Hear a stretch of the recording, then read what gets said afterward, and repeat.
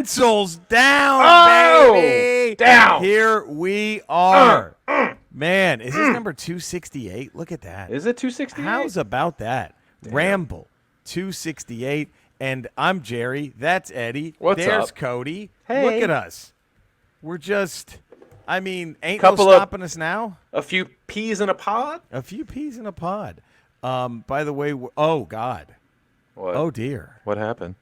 Oh. What? Oh, no. What happened? Cody, you sitting down for this? Eddie, you sitting down for this? Yeah. I think, real quick, Cody, can I get our now infamous Stone Cold Steve Austin? Oh, yeah, of course. All right. Actually, oh yeah, people have heard it. Okay. Okay, you know what that means? Business about to pick up? 121 5-star ratings, baby. What? Look at that shit. Yes! We have a brand new My positive God! text review. This is from Skeleton. It's called Nugget 130, Skeleton Love. I hope this is 120. The banter between these men is a conversation you wish you were involved in. They have a fun time that's infectious, plus ... Skeletor. So thank you, Nugget. Thank you, everybody. Thank Look you, at us. Nugget. So please subscribe to The Ramble. Give it a 5-star rating and a positive text review. Nugget can't be alone over there. We can't do that. No. Like Don't leave Nugget alone. It gets cold. It gets Email cold. us. Right. Email us at ramble@theramblepod.com and Twitter at podcastramble1, Instagram podcast ramble. We have merch on our TeePublic store, which we might not have for much longer because Cody has a better idea that he came to us with last August. That's not going to happen, guys. Finally gonna Hey, we have it scheduled in. We have it penciled in for a meeting.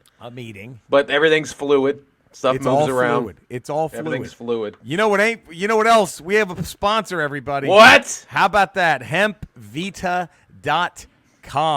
How about the key points about this? Remember this. It's CBD products, the tinctures, the gummies, the vape juice, the vape pods, the pep products, the lotions. All right. All use broad-spectrum CBD Narrowly oil. challenged. And, Eddie, you're going to call me a conspiracy theorist.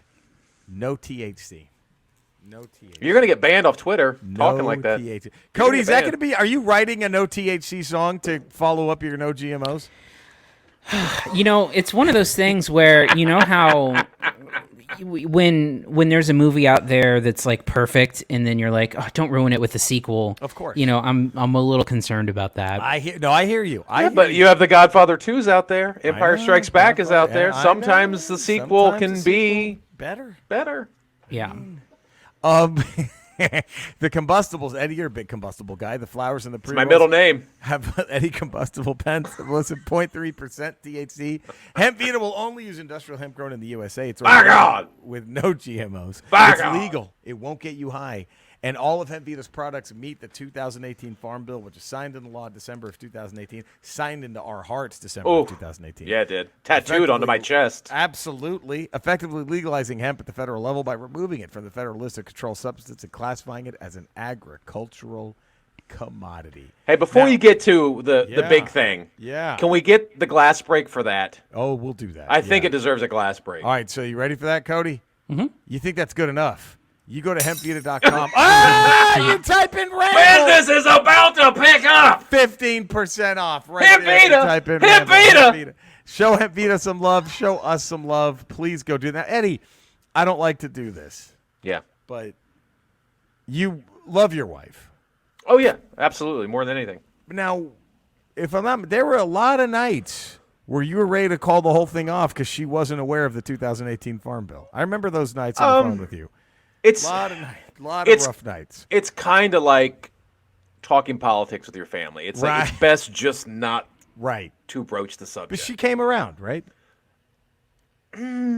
I don't know. We don't talk about it. Wow. Because things are good. I just don't want. We had some rough times in 2019. Right. And I just don't want to revisit those times. For Colton's sake, you're not talking. For Colton's sake. Colton's all on the Farm Bill. He's all about Sure, 2018 thank Farm God. Bill. Jesus. But she has her opinions, and we just don't talk about them. All right. Well, there you go. And guess what? We're bringing something back. The mandolin. Hit that tune, Annie, baby. This is the first time it's on video? Yes. Yes. All right. So it's been a Well, while. hold on, guys, why are you just letting this happen? Hold on. Oh! Hit that tune, Nanny! Hit that tune, Nanny! Hit that tune, Nanny! Now, email us, ramble@theramblepod.com. Keyword, subject line, tune Nanny, or hit that tune Nanny. I need to know the video game and what area or level or stage in the game this is. I just learned this yesterday, so I don't think it's going to be that good, but we're going to try this, all right? Here we go. Cody, don't fucking cheat and yell out the answer like we were supposed to do this 18 other times. Yeah. But Cody's like, Sephiroth theme, Final Fantasy Well, VII, because you know, and people don't know that this is a peek behind the curtain with the Ramble. Yeah. We run a full practice Ramble before we record. Right. We Word do a for whole word. hour, word for word. We do the word. whole hour. Do people know that this is scripted or no? I don't know. Do. Now they Now do. they We do. run the whole hour before, and then you would always call it out in that practice hour. We didn't have the confidence to go live and you Right. not call it out. Right. We knew he would. Can you hear this? Okay. Here we go, everybody. Ramble@theramblepod.com. Hit that tune, Annie. Oh, wait. I already fucked it up. Don't call it out, Cody. No, I got it now. Okay. All right, here we go.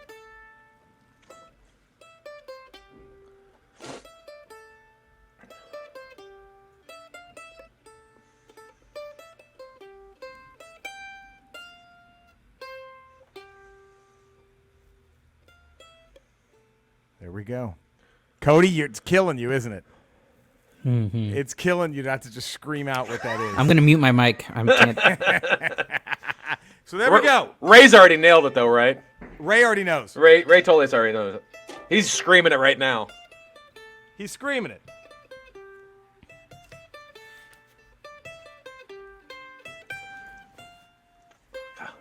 Look There at it Cody. is. Cody's gonna have a stroke trying to keep this in. So there we go. Look at the restraint on his face. I've never seen him. I'm proud. I'm proud of him. Wow. I can't believe he's just. It's amazing. Oh man. Well, here we are. What is that? 7 minutes and 19. Is that enough? Can That's we go enough. ahead and hit the theme song? That's Cody? enough.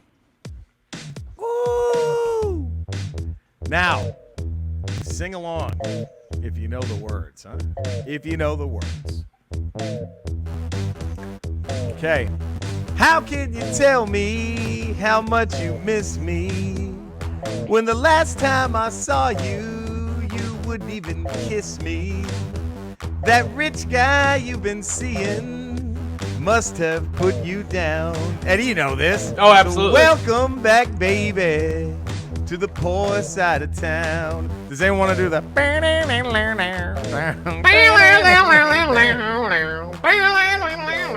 Oh, there we go. Bam, baby. The great Johnny Rivers. The great. I'm going to say it. The great Johnny Rivers. You said it. Poor side of town. That's a fucking jam. Come on. Is that the best song that starts off with doo doo doo wah shooby dooby? If we had to pick. Top two. Top two. You know what's funny? Can I talk about like me just not wanting to get in with modern stuff at all and just because that's dumb as shit. To open up a song with doo doo doo wah shooby dooby, like you have mailed in your opening, right? And yet I love that song. I have no problem with that song.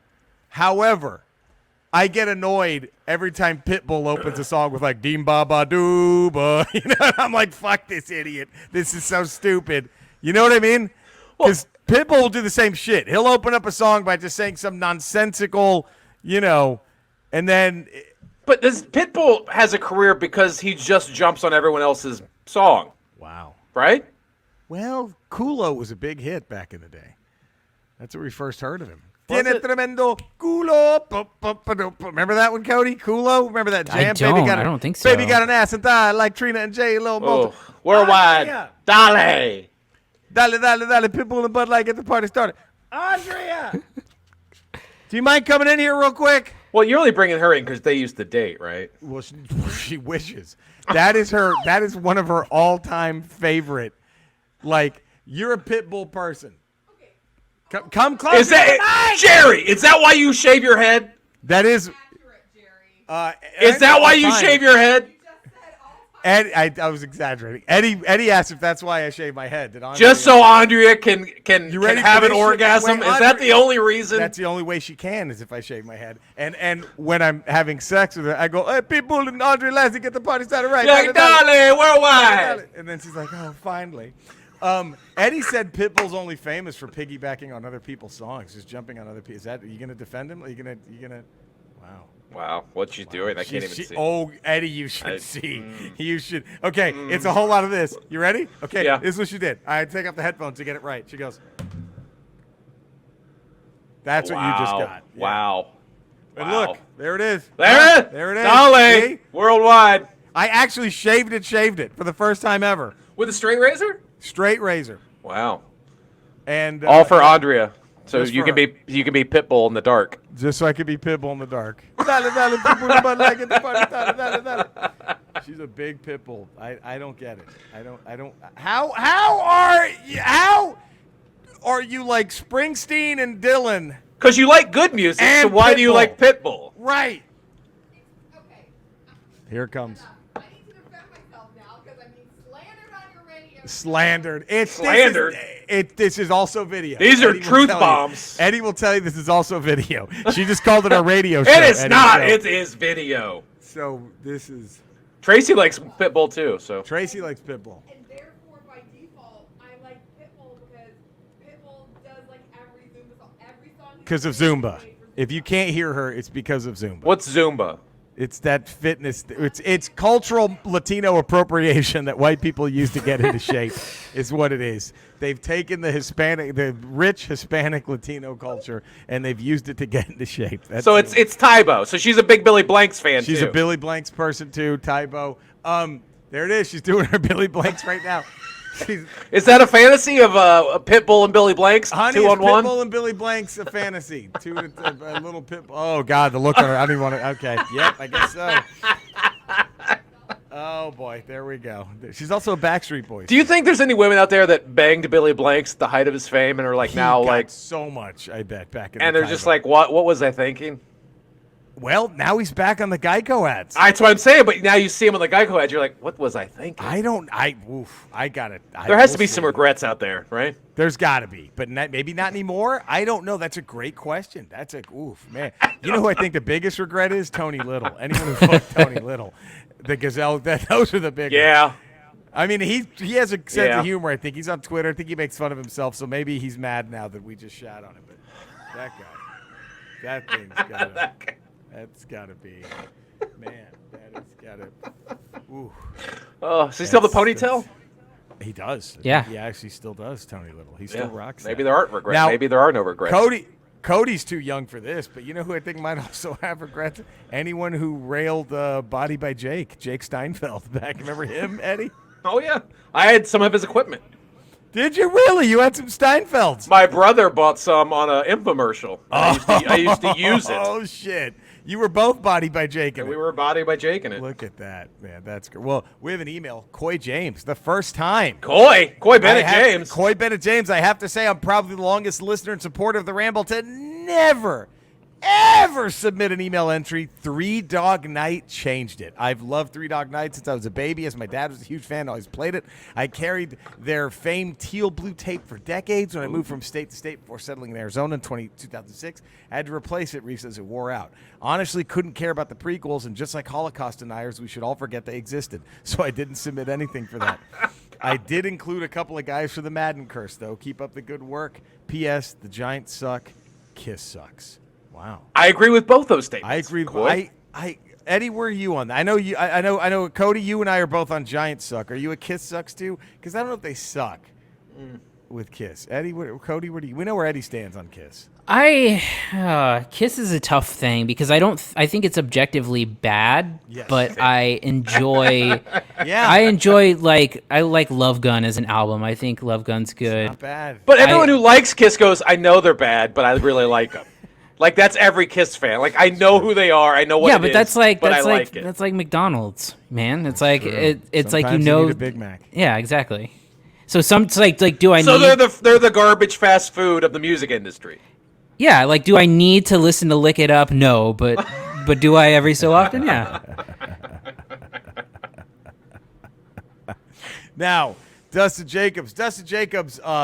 He had a few Stall of Famers. One of those is actually one of my picks in the coming week, so I'm just not going to read this one. But Dustin, remember, save the Stall of Fame. How about you start sending all of our March Madness stuff in by the end of February? Because I'm going to forget this shit.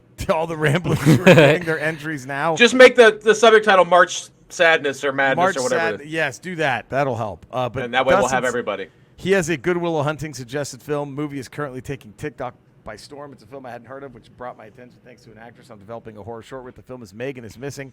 Came out in 2011. The film is written and directed by Michael Goy. He hasn't made a film since, though he's a prominent TV director and cinematographer. 2 stars of the film are becoming TikTok stars a decade after it came out, though neither has made much sense. Is this movie scary? Not really. Is it tonally all over the place? Yes. Is this movie disturbing? Incredibly so. That's why it's garnered a new life a decade after its release. Again, I had no idea the film existed until this week. Perhaps you thief gentlemen know of it. Never heard of it. Cody, you heard of that one? Megan is Missing? I'm going to look it up just to see, but I don't think so. Oh, by the way, I forgot who it was, but I saw someone was live tweeting their takes on Avengers Endgame for no reason. And one thing that I started reading the thread. A year and a half later? Yeah, I started reading the thread for no reason. And they were like, yeah, it's a lot better than I thought it was, but the time travel just doesn't make any sense. That is my pet peeve. When people... Who the fuck is time traveled? How do we know what any of it... I'm not saying... They basically say it in Endgame like, this is our version of time travel. Right. Like, it just... To me, it's like, yeah, it's like you can... If you're watching a football movie... Yeah. And they throw it to the wide receiver, and then after he catches it, he then throws it downfield. And everyone's like, touchdown. Yeah, then you go, like, what the fuck is this? Time out. That's why? What? Pass later. But no one's who the fuck's time. Anyway, that just. You can't watch a time travel movie and go, oh, come on. Bullshit. That doesn't work. That's not how time travel is. Exactly. And he also says Orson Welles got fucked over. He needs to be in the hall. Is it Dustin Jacobs?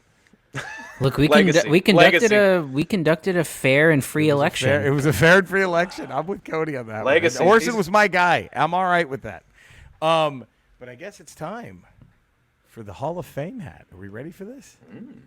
Let's. What hat would they wear? Wow.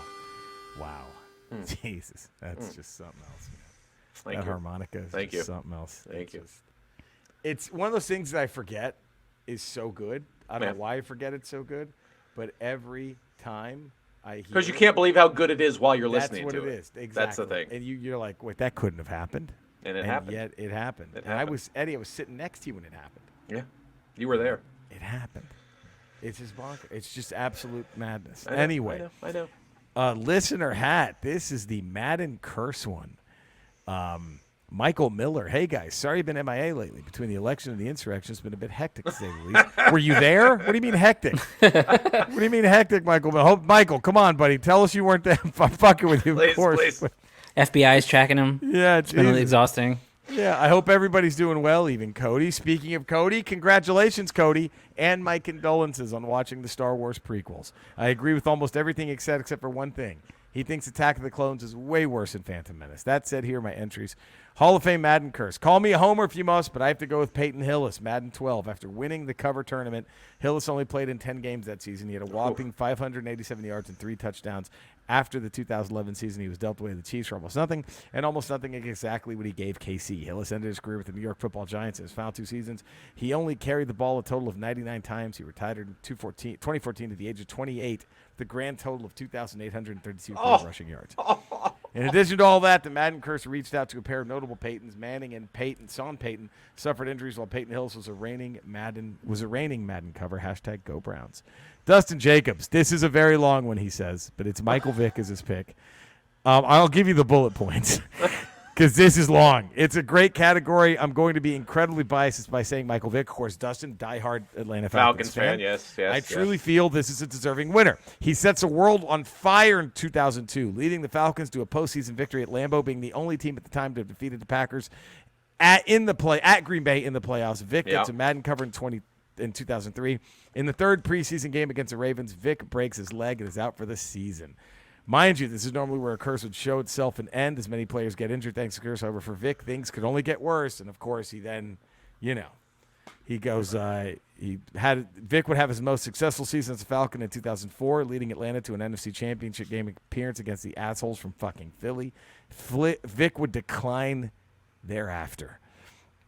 And he starts showing numbers, talks about his marijuana bust in 2016, loses his $100 million job, his endorsements, practically everything after the dogfighting ring. He would come back to the league 2 years later as a backup, eventually starter, never found the same success.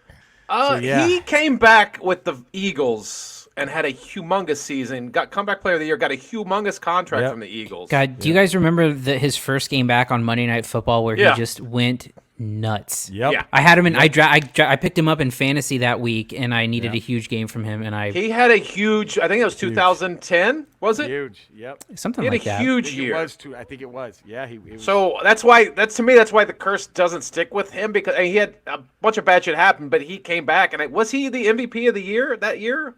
Or player of the year? He was MVP, but I think he got comeback player. He got comeback player of the year and got a humongous contract from the Eagles. And they kicked out Donovan McNabb because of it. He has a Brett Favre runner-up. Pride becomes before the fall after the Packers forced Favre into retirement. He came out of retirement, only be traded due to Aaron Rodgers' big name news starting QB. Favre was still given the retirement Madden cover, wearing his Packer gear. Next thing you know, he's a member of the Jets, arguably the worst organization in the NFL, and he's causing scandals by sending pictures of his dick unsolicited. Then he becomes a new Vikings QB, only to see Bountygate obliterate him in the NFC title game. But, I mean, he had a good year, though, with the Vikings. I don't know, but... He almost got the Jets into the playoffs that year, too. They went, I think, 8-8, and he just had that torn bicep he kept playing with, so he almost got them into the playoffs. He beat the Cowboys in the playoffs as a Viking, right? Yeah. I think he did. That 2010 season, I think, or 2009 season with the Vikings. Yep. He was good. 2010, he sucked. And then he can eat shit. He can eat shit. But there we go. Dustin, thank you, Dustin. Thank you, Michael Miller, for your picks. That was it. We only had 2 for the entrance. By the way, we just got news. Another dude was busted with weapons trying to enter the Capitol for the inauguration. So that's right. Was he a Democrat?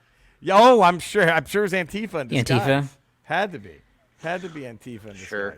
He's fucking. A 20-year-old Virginia man was arrested for possession of 3 high-capacity magazines, 37 rounds of unregistered ammunition, and a Glock gun. Why are you throwing away your life for a guy who does not give a fuck about you? I know, it's amazing. It makes no. I mean, actually, this is the Ramble. The inauguration is happening right now. It is, isn't it? This is on Wednesday. Oh wow, it is. Look at this. So we could be in the middle of a civil war at this point. I don't know. I just don't. I don't understand why people are willing to throw away their lives for that turd. I know.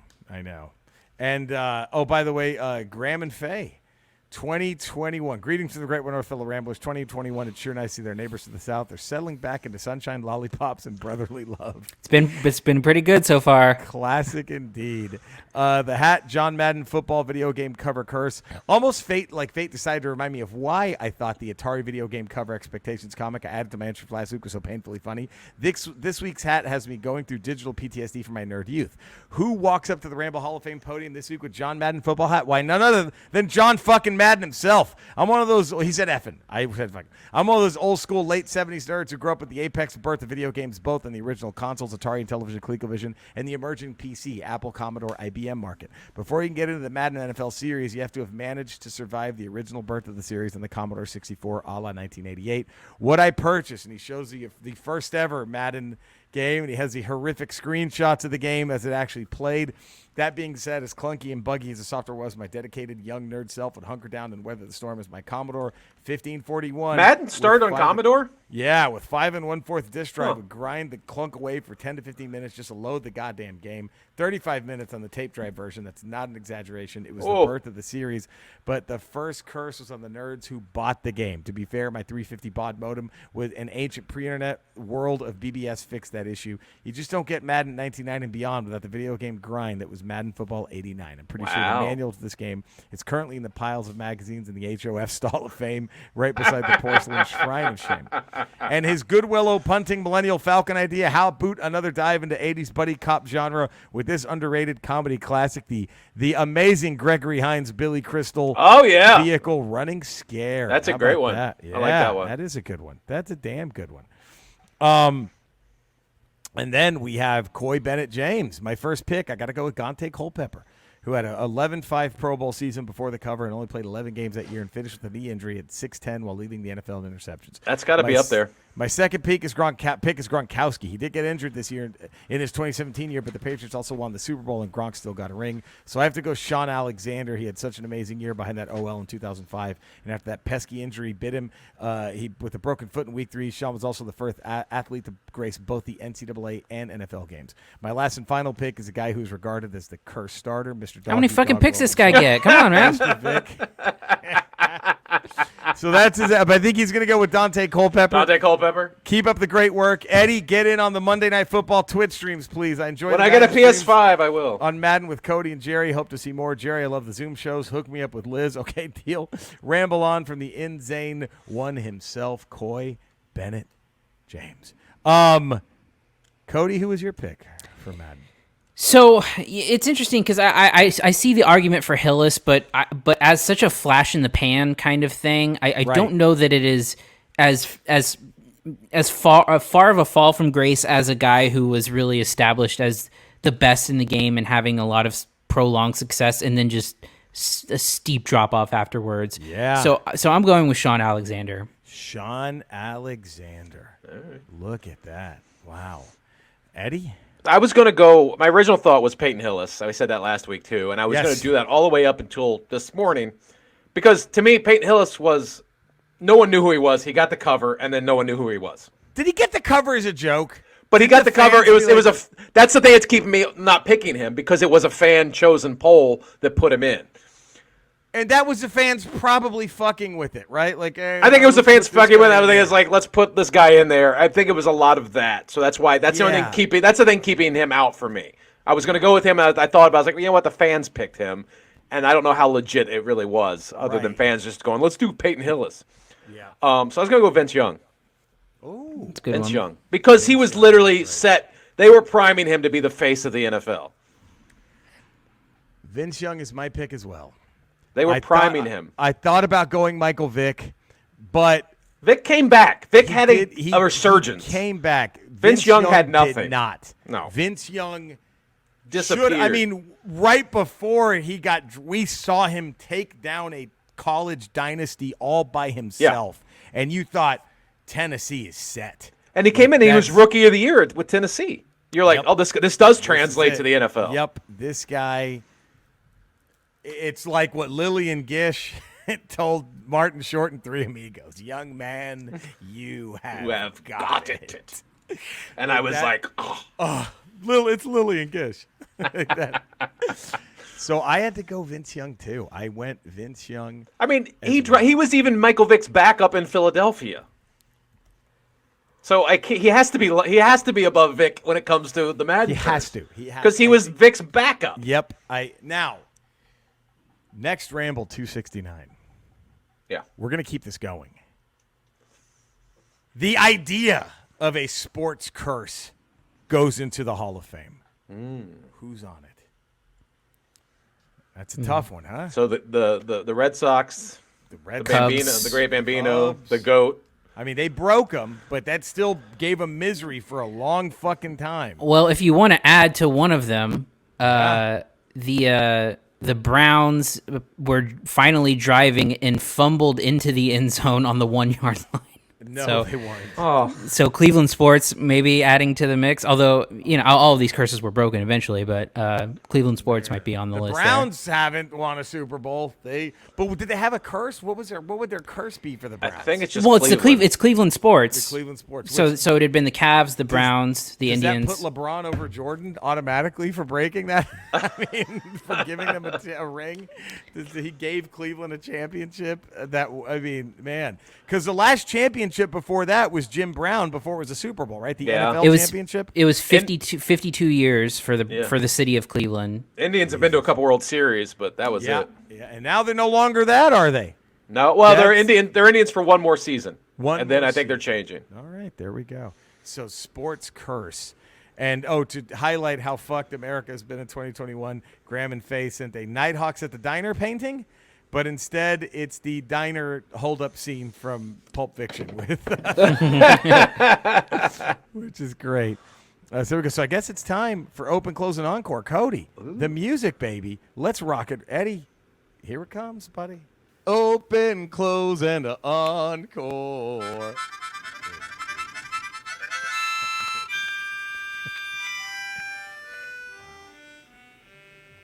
Wow. Jeez. It's just wow. Right. It broke a glass after it stopped. Man. That's how powerful it was. That's what happens when you listen next to a window, right? Yeah, right? Right?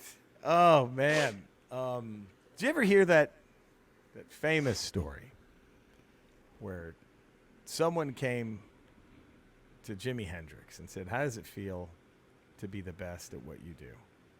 And he said, "I don't know. You have to go ask Eddie Pence." That's it. I'm just saying. That's Just my saying. favorite recycled story in line because I've heard the same with It's been 8 different guitarists. with Jimi Eric Hendrix Clapton said. and Prince. Yeah, as one I've heard too. Prince. Yeah, like that. Hendrix had listed like 5 different guitarists in that. But the guys. definitive one is they asked Jimi Hendrix, "How does it feel to be the best?" And the actual one is he said, "You have to. I don't know. You have to ask." While we're on music, I can't believe we never talked about this. But Yeah. did either of you hear the Van Morrison Eric Clapton lockdown protest song? God, thank God I haven't. How bad is it? It's really bad. Oh, Yeah, the lyrics are. I'm gonna pull up the lyrics here. You have 2 legends, and this is what they give us now. That's brutal. But Eddie, how do you, did that? You don't like talking about that Hendrix quote, do you? I don't. I'd rather not. I'd rather not. You guys want to hear the some of the lyrics here? So they're writing a protest song. They wrote a song protesting. An anti-COVID lockdown song. Yeah. So it starts with so the song is called "Stand and Deliver," and in the beginning is "Stand and deliver. You let them put the fear on you. Stand and deliver, but not a word you heard was true." And then they repeat the lines: "Do you want to be a free man or do you want to be a slave? Do you want to wear these chains until you're lying in the grave?" And then there's a piece that says, "Magna Carta, Bill of Rights, the Constitution, what's it worth? You know they're going to grind us down until it really hurts. Is this a sovereign Us, nation? they're fucking British. Fuck both of them. Is this a sovereign nation or just a police state? You better look out, people, before it gets too late." And then the final bit is stand and deliver. Dick Turpin wore a mask too. I don't even, what is that even? All right. Oh, God, that sounds horrific. I mean, imagine if this was a pandemic where it had like a 50% kill rate. Right. That then maybe. We're absolutely fucked. We can't get this shit under control because you have idiots like that going, fuck the lockdown. I'm like, if everyone would lock down like they were supposed to, this could have been wiped out in a month. That is a nightmare. God, how awful is that song? But imagine if it had a 50% kill rate. The Jesus population Christ. of the Earth planet would be done. Nothing. Because these morons. And God forbid something like that ever gets unleashed. Oh, we'd be fucked, dude. There's no way. Fucking God damn it, you fucking morons. Morrison and Fuck Van Morrison. Fuck Eric Clapton. People are dying from this shit. And these guys, Eric Clapton, maybe the world's worst babysitter, is gonna fucking tell us. Yeah, tell me how to fucking live. Oh God. I don't know if you ever heard this one, Eddie. I hate to do this to you again. What? But there was this joke about this guy who goes to heaven. And Yeah. there's a football game, and like all the deceased football players are playing. Mm-hmm. You know, at the time, like legends who had passed away. Yeah. And they're like, "Oh, that's so and so." And Right. then they're like, "Well, who's the guy wearing the hat?" And the joke was, "Oh, that's God. He thinks he's Tom Landry." Right, It was right, a right. cowboy fan Right. joke that we. Yeah, that's obviously bullshit. There's another variation though about a jam in heaven, and they're like, "Hey, who's the guy with the harmonica?" Yeah, I know. I've heard And it. then said, "That's God. He That's thinks God. he's Eddie He Pence." thinks he's Eddie Pence. Yeah. Well, Does that make you uncomfortable? yeah, I don't do it for that. No, I know, but I'm just saying. People Just listen to my music. If you want to know who I am, Right. just listen to the music. All right. That's all. Open, close, encore, 3 Dog Night, huh? How about that? Tamara Kenny says, dudes, first time, long time, finally writing in 2 first-timers. Wow. Finally writing in to share my open, close, and encore for one of my favorite bands of all time, Three Dog Night. I didn't know if Tanner wanted me to say this, but Tanner Kenny, and he says this in his sign-off. I'll wait for the big reveal. Is that cool? Okay. All right. I had the absolute pleasure seeing them live at the City Winery in New York City in 2015, only weeks before their incredible singer Corey Wells passed away. I was lucky enough to shake his hand after the show as he handed me the set list, which he showed the attachment, which is awesome. As you can see, they chose to open close encores with The Family Man, Celebrate, and then Joy to the World. However, I would have chosen you open with One is the loneliest number. You close with Joy to the World. You encore with Shambhala. Lastly, and to all three of you, thanks so much for bringing happiness and joy throughout this weird fucking year, even Skeletor, especially Skeletor. Ugh. Cheers from Tamara Kenny. You ready for this? True story. Son of Lion-O. His father was the voice of Lion-O on the Thundercats. The son of Lion-O. Is this Wily Cat or Wily Kit? I don't know, but Wait. they're a fan. So they're a Rambler and James. The Ramble is in Thundercat canon now. It has to be. It's all connected. It's got to be. We got to see if he will let it interview his dad. Oh. Right? If his dad would give a shit. Or do an intro to the Ramble. Oh, my God. Oh, my God. Bojack the Ripper. Sorry in advance. I'm a bit in a funk and not the best mindset lately. Just having one of those days, I guess. Thank you for all the great content. Hang in there, bud. Thank you, man. Ollie is. It really helps. What hat? I forgot about this. Oh, yeah. He goes, what hat? John Madden game cover something. Foosball is a devil's game. Don't watch it. I don't play games. I'll have to pass on this one. Three Dog Night. I could not think of any of their songs off the top of my head, so I had to dive into YouTube again. Not really impressed. Oh, stop it. Come on. Open with, Bojack. so here are 3 songs about dogs. I Love My Dogs with Cat Stevens. Close with How Much Is That Doggy in the Window by Patty Page. And then encore with Who Let the Dogs Out by some fucking guys. Cody, that's your era, Who Let the Dogs Out. How dare he say that? By some fucking guys. By some fucking guys. What Come was the name of on. that band? Has he even seen the documentary on Who Let the Dogs Out? Right. What was the name of the band? Was it Baja Baja Boy? Men. Baja Men. Yeah, the Baja Men. Yeah. Who Let the Dogs Out? Was that your Old Town Road, Cody? Because you were like a kid when that came out, right? I was a kid, yeah. Was that your Old Town Road? Did everybody in your elementary school lose their shit when that song would start? Oh, yeah, for sure. Right? Just Yeah. like Who I Let mean, the have Old you Town ever, Road? at some point, at any point in your life, did you ever, when that song came on, just jump out of your seat and scream? Yeah, of course. Had to. Oh. I was a probably child. I probably should just pass on this one too, but I don't get to write as much as I'd like. I just want to be part of the show. I enjoy so much. Thank you, Bojack. You should never pass. Bojack! Mike, do your rogue ones. That's fine. Michael S. Miller, they open with Black and White, close with one, encore with Joy to the World. Graham and Faith, Faye's rocking the OCE this week. They open with My Mama Told Me Not to Come. They close with one. They encore with Joy to the World, Joy to the Bullfrog. And then he writes, he shows a meme. There was once an amphibian known as Jeremiah. He was he was my confidant of the highest esteem. I was unable to grasp the nuances of his speech, but I verily did assist him in the consumption of alcoholic beverages.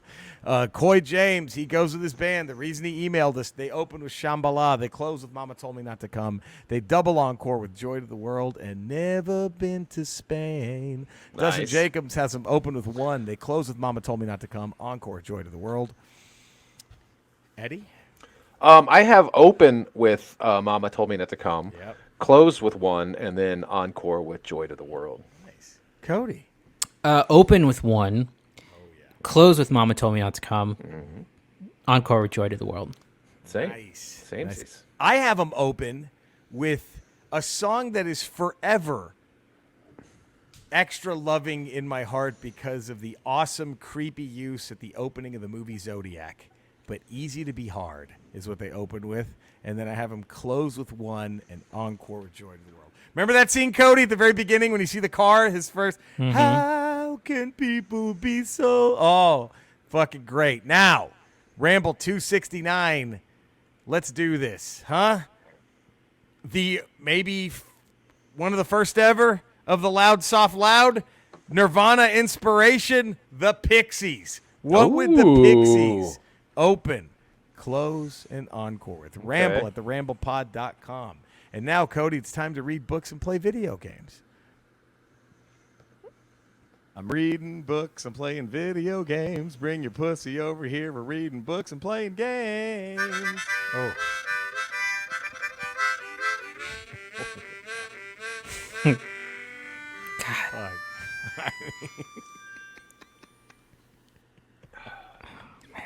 Okay, now this reading books, playing video games. Yeah. I think that was one where I made the comment, and I know you hate Kiss, but Cody now finally has a frame of reference where, during Kiss shows when Ace Frehley would do his guitar solo, they would fake smoke coming off of the pickups because it was playing that fast and the fretboard had smoke coming off of it. That was actually an homage to me. Yes. Cody, you get it now. Remember we made that joke a couple of times. Yeah.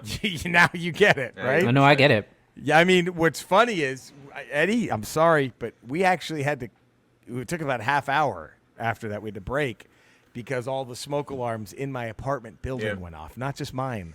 The entire complex. We had to evacuate the complex. Yep, everyone came in. It was...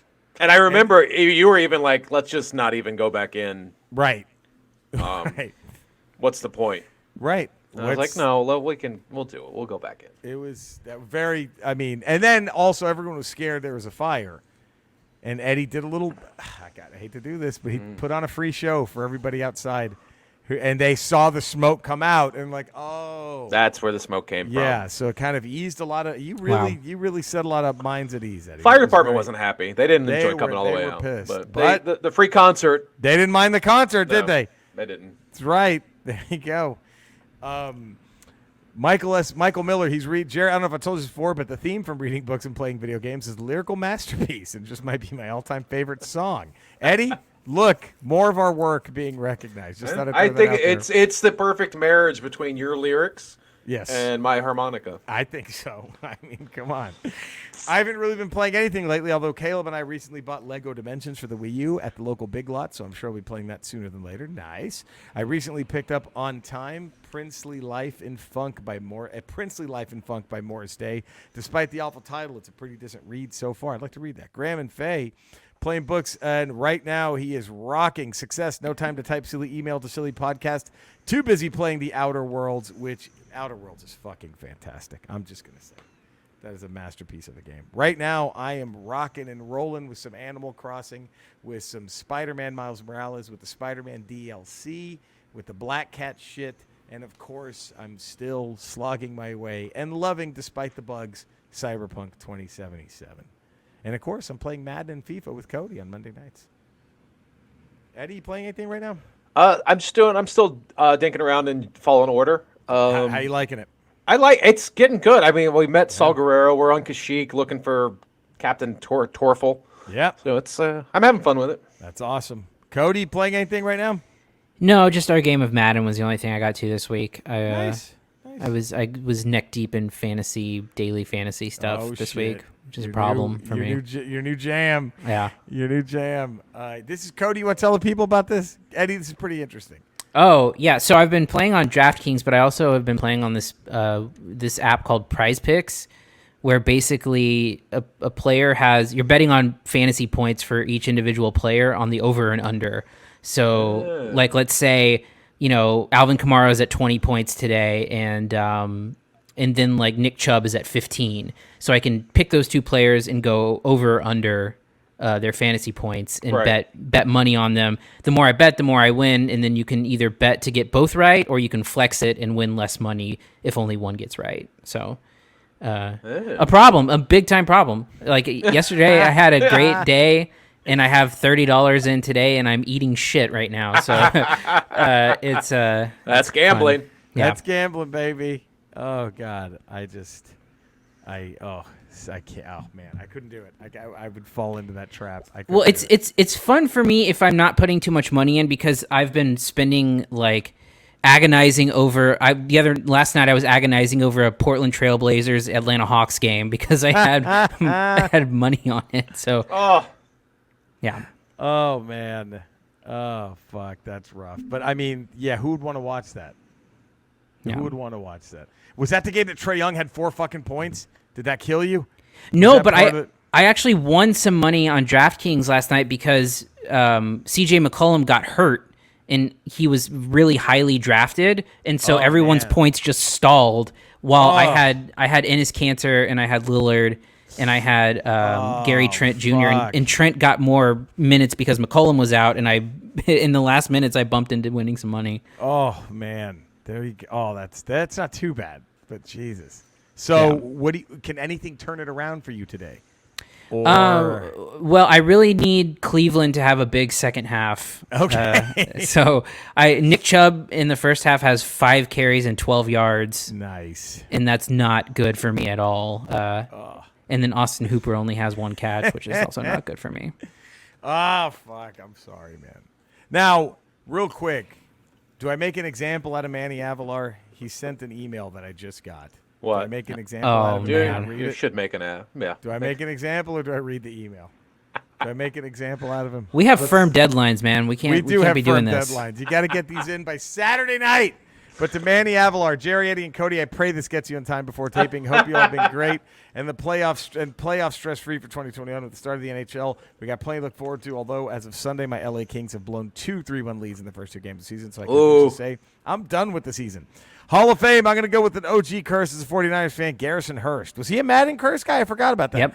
After his epic 1,500-yard rushing season and a historic divisional playoff game versus Green Bay that gave us the catch part 2, it looked like we were on the verge of a second Steve Young-led championship and the first to 6. Then the first play against the dirty-ass Birds in Atlanta, we lose him and the game. It was like as if his cover not only cursed him but the Niners altogether, since the next season we used Young to a concussion, and that was the end of an era for us. It was great that Garrison came back and won comeback play of the year, but it wasn't the same.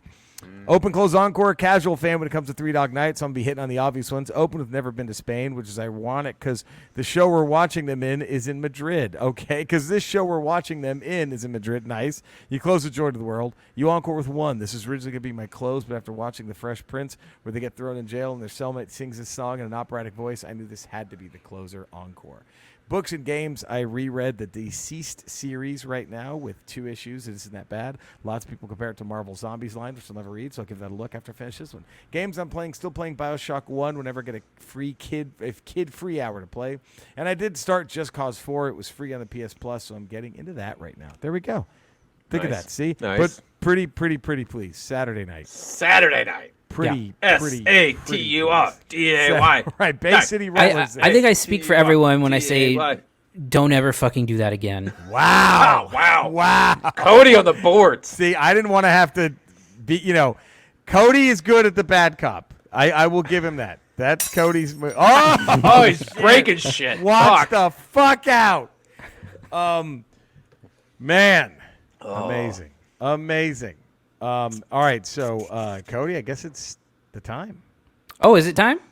for top 10. 5. Well, that's right. Yeah.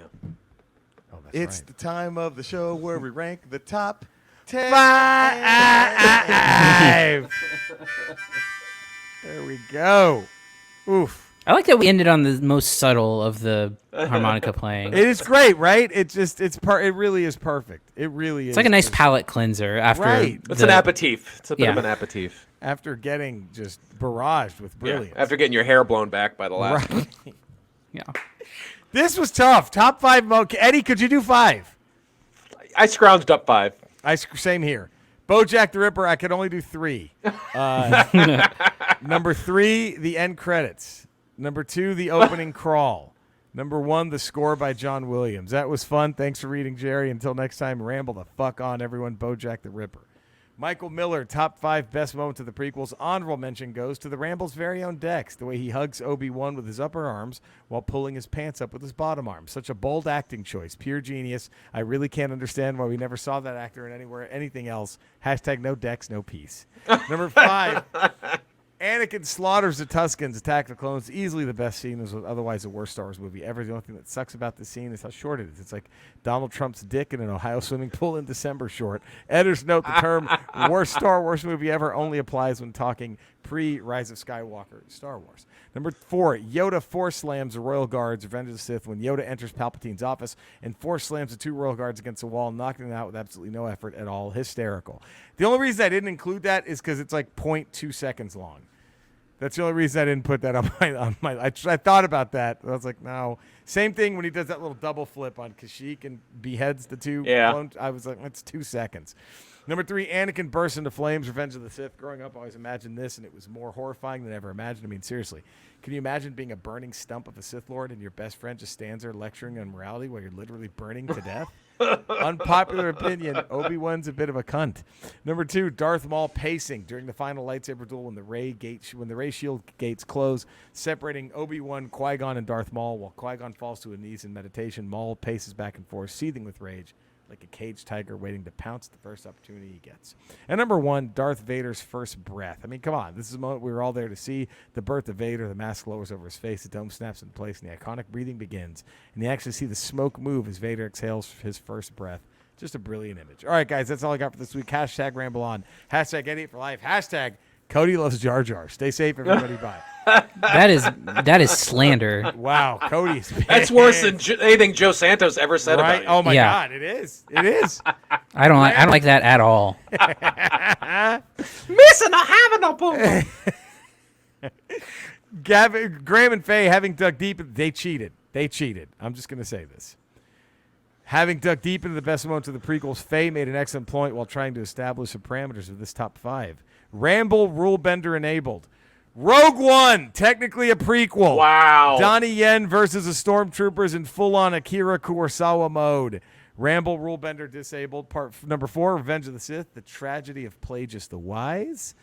Number 3, Attack of the Clones, Obi-Wan versus Jango Fett in the asteroid field and the seismic mines. Bwah, turn it up, says Grandpa Simpson, THX.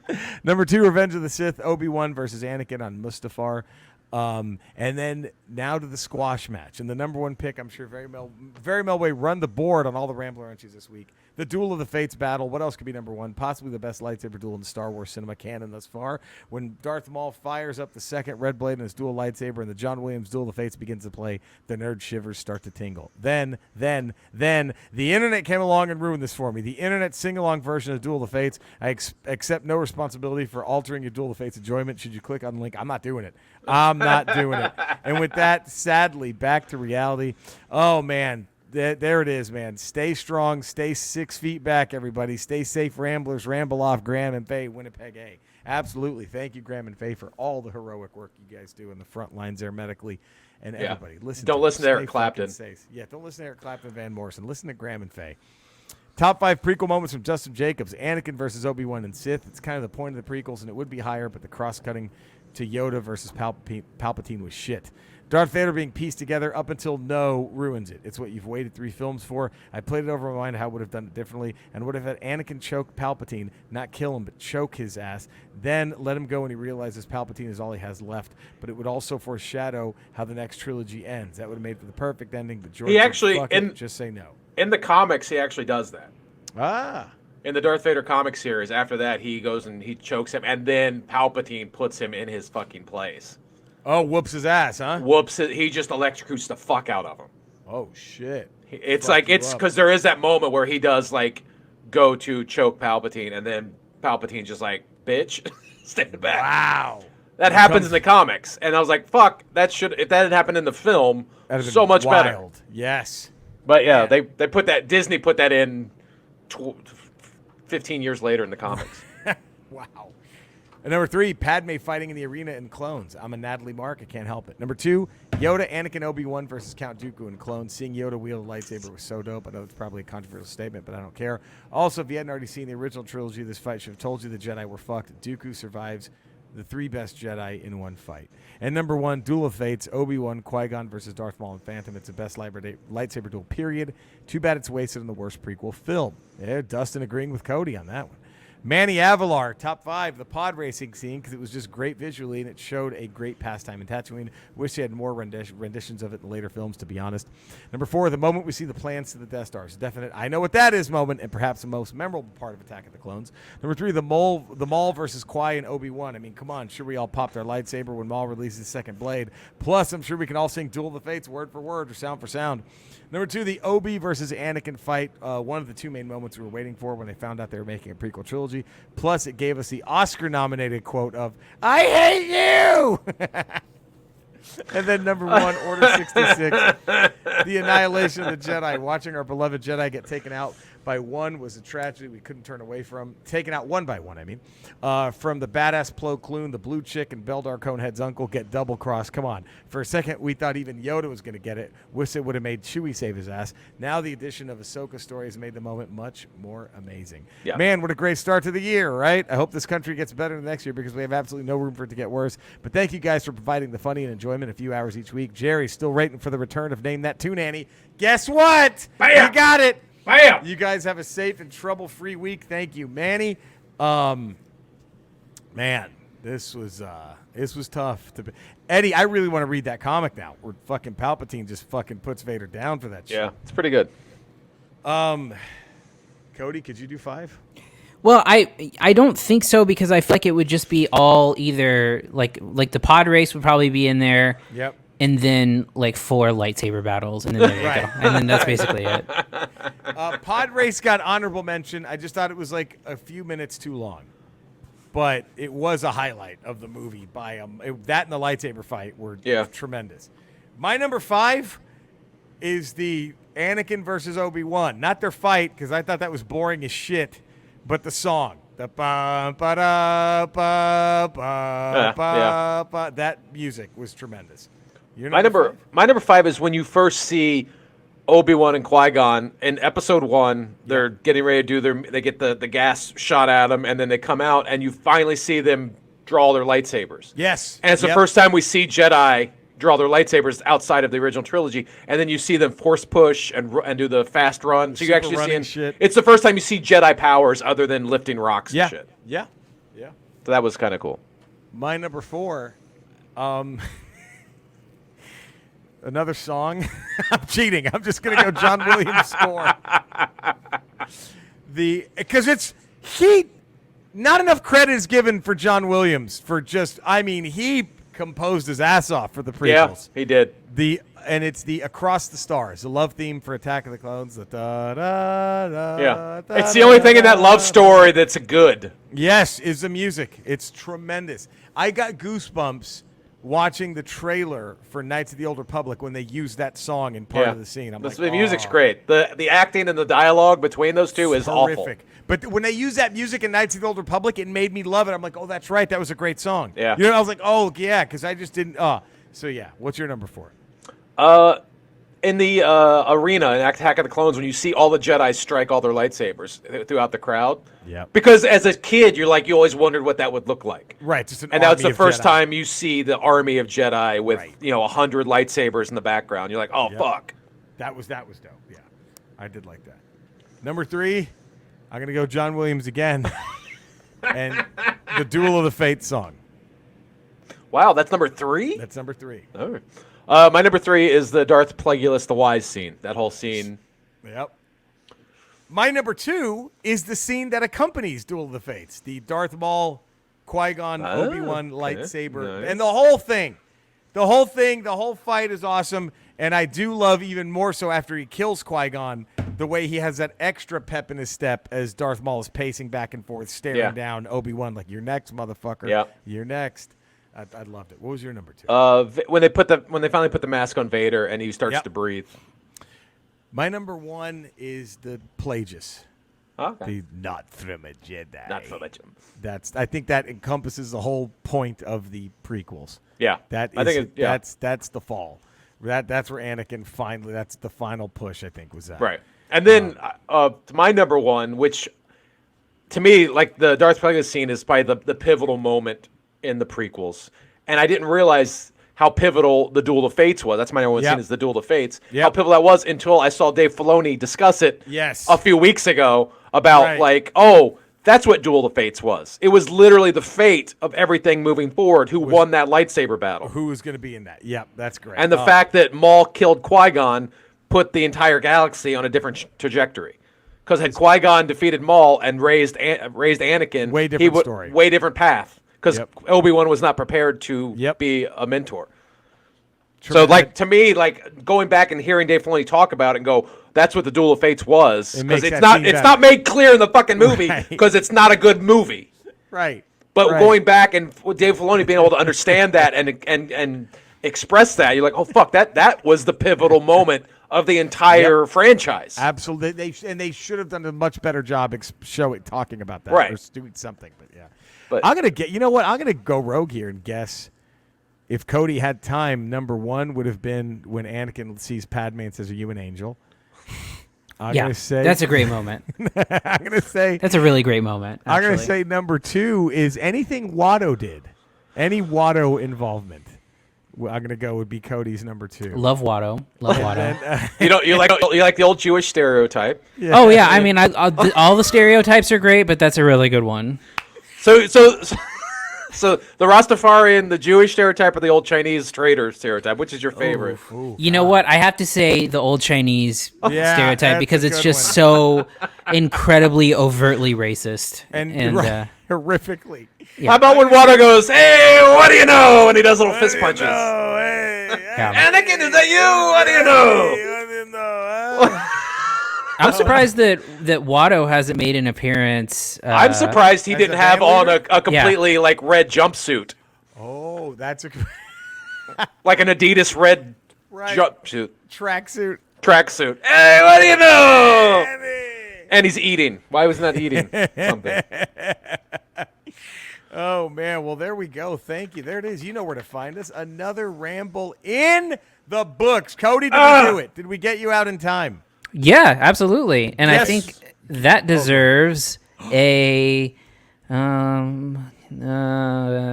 here we go. Maybe this? Then, speaking of Chinese stereotype. Right? And then before we leave, Ramble 269, top 5. You ready for this? No. Thus far, because we'll be 3 in, WandaVision theories. Ooh. Top 5 WandaVision theories. I like it. Ramble 269. So Ramble 269, what hat would the sports curse world in general, who would be on their hat when the sports curse goes in the Hall of Fame? What would the Pixies open, close, and encore with? And top 5 WandaVision theories. Get them in. Ramble at the RamblePod.com. And Cody, there we go. Hit the music. We love you all. We'll see you next time. That last beep and it's goodbye. Let's jam to this shit, baby. And man, did I cheat by doing 3 songs? Yeah, I got to do what you got to do to get through that. Yeah, you had to do some maneuvering. You got to do what you got to do. I mean, Graham and Faye picked a whole different movie. They really did. They picked a whole other movie. You got to do what you got to do. I'm going to guess Cody's number 3 moment would have been the assassin sending those little worm things to kill Padme. What about when they're getting ready to be wheeled out into the arena and she's like, "I'm not afraid to die"? Well, that's a big one. That's a great moment. I think that red letter media thing. Because I've been dying a little bit every day since I met you. I think that red letter media thing where they reviewed all the prequels like 10 years ago. That was the funniest. I remember just thinking when the guy's like, "Why an assassin has the poison dart? Why are they putting worms in here? Why can't they just shoot her with the fucking gun right then and there, or shoot her with the poison? Why are they opening up a window and putting worms in?" So they can't be traced back to them like the dart, because the dart led them back to Camino. Come on. These worms, you can get them things anywhere. I've been dying every day since I met you. I'm not afraid to die. I'm not afraid to die. Oh, God, George Lucas. The best. He didn't. That was one draft, right? He didn't redraft. No one read that. No one.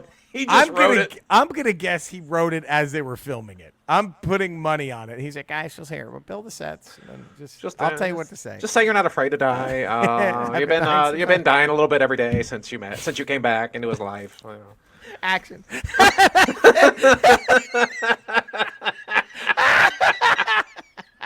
He's probably got an earpiece like Vince McMahon, and they're just like, he's sitting over the side going, "Yeah, it's okay. I'm not afraid to die." And Natalie Portman's like, "I'm not afraid to die. I've been dying a little bit every day since I met." That's why she's not acting in that movie, because she's a good actress.